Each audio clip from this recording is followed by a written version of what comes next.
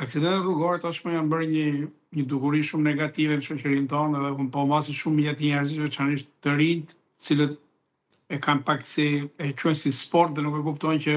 aty varet jeta e tyre tek shpejtësia me cilën ata lëvizin.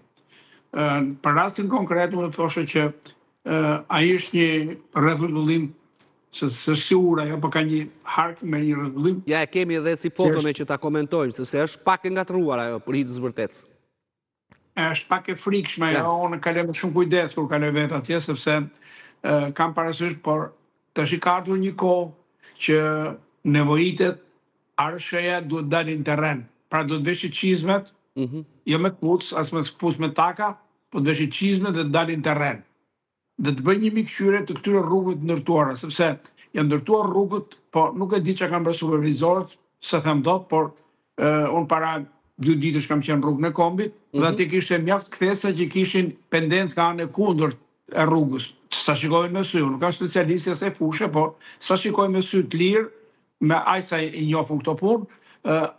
matomitën e sposton dhe nxjerr nga rruga. Këtu është edhe ky mbikalimi këtu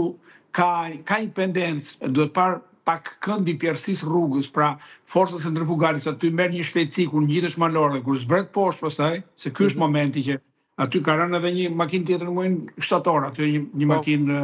nga ato me qira, me kishte një anglez, dhe ky është momenti i vështirë, sepse forca centrifugale nxjerr nga rruga. Aty për në kënd vështrimin tim mendoj që duhet të ketë nevojë për një sinjalistik shtesë